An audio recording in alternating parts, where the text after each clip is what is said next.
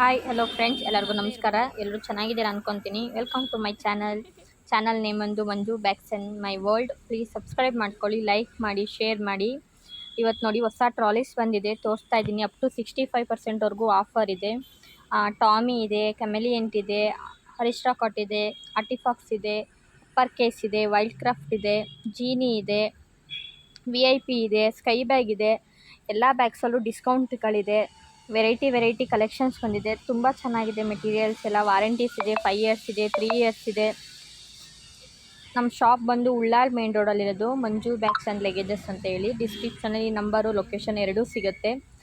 Please support ಮಾಡಿ, ಬಂದು purchase ಮಾಡಿ. Thank you all.